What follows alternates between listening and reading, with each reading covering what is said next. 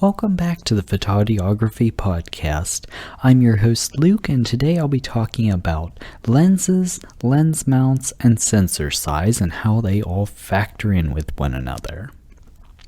First, I would like to tell you, if you haven't listened to the previous podcast about sensor size in general, you might want to listen to that before listening to this episode, but it's up to you. I'd like to begin by talking about lens mounts. So a lens mount is how your camera lens interfaces with your camera. Examples of different lens mounts that you may have heard of are Nikon F, Canon EF, Sony E, Sony A, or Nikon Z. I am most familiar with Nikon's system, so I'll be giving the most examples with Nikon, but hopefully my point gets across. The first thing to remember with lens mounts is that just because a lens fits on a camera does not mean it will work.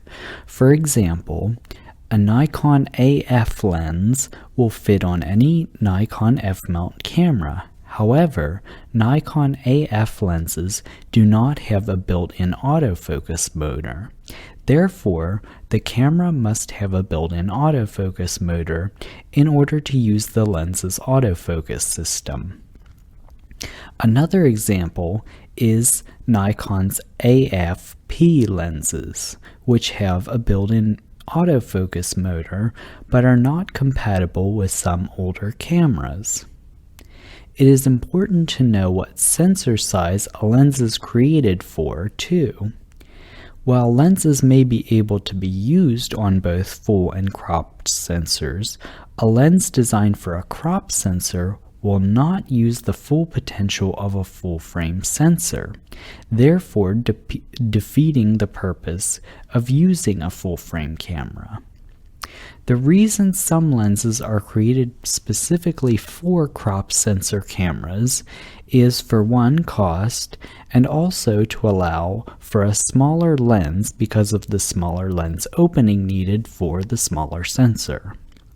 For example, I have a Tamron 16-300mm lens that I use with my Nikon D500, which is an aps-c size sensor camera. This 16-300mm lens can fit on a full-frame Nikon body, but will not use the whole sensor. Since the lens is designed for a smaller sensor, it is relatively small and lightweight. A lens made for a full-frame camera, having that wide of a zoom range, would create a much larger, heavier, and more expensive lens. On the other hand, I own a Tamron 70-200 f2.8 lens, which could be used on a full-frame Nikon F-mount camera. I also use it on my Nikon D500, which is a crop frame sensor. Third-party lens companies such as Sigma and Tamron create lenses for several different lens mounts. However, you must be careful when choosing a third-party lens to be sure it is fully compatible with your camera. Different companies have different ways of denoting full-frame and crop frame cameras and lenses. For example, Nikon, their lenses that are only made for crop frame cameras have a DX on them, and full frame cameras have an FX on them. And like I say, it's backwards compatible for the most part with a full frame lens going to a crop frame camera. You're not really going to lose anything as far as the sensor goes. But if you go the other way, using a crop frame lens on a full frame camera, you will not be using that full sensor, and it's defeating the purpose of having the full frame. Next, I would like to talk about how sensor size affects your lens. Sensor size affects the appearance of the focal length of your lens. For example, a 50mm lens on a full-frame camera will appear more zoomed out than the same 50mm lens on an aps-c camera. This can be a bit confusing because the millimeter markings on lenses are measured in terms of full-frame sensors. Even lenses that are designed solely for crop size sensors have their focal lengths measured in terms of relating to a full-frame sensor.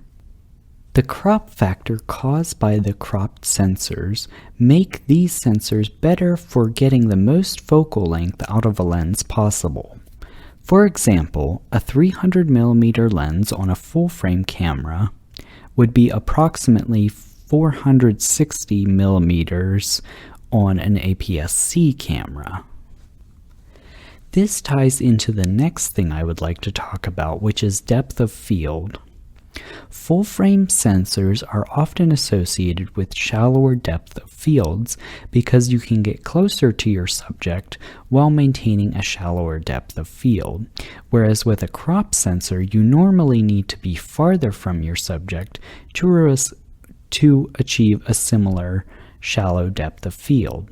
Similar to how focal length is changed using different size sensors, an aperture of f11 on a full-frame camera will look different than f11 at the same focal length on an aps-c camera.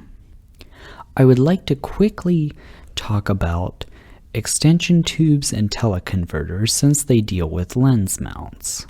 Sometimes in order to use a lens on a camera that it isn't designed for, a lens mount adapter is used to make the two compatible.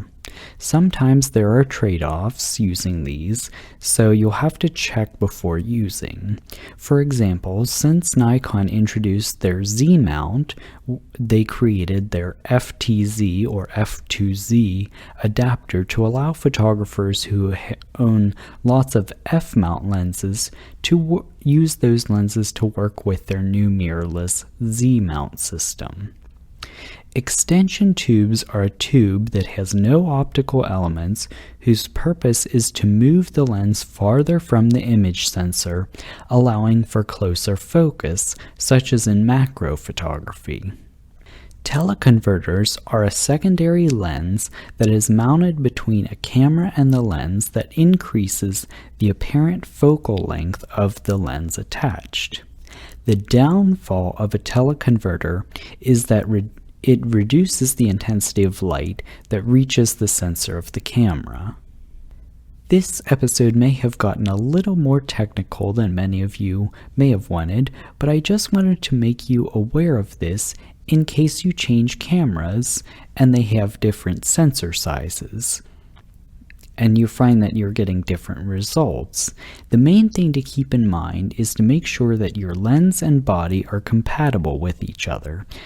Sure, they may have the same mount and they may fit on each other, but make sure, especially if you're using a full-frame camera, that you're able to use the full sensor size and you're not using a cropped or a lens designed for a cropped sensor camera. Also, my main takeaway for this episode for the average hobby photographer is that if you are switching from a full frame to an aps-c camera or the other way around, your focal length and aperture or depth of field will behave differently, and you need to keep this in mind in order to get the results you desire. Alright, well I think I've given you enough bad advice for now, so I'll see you later, Shutterbugs.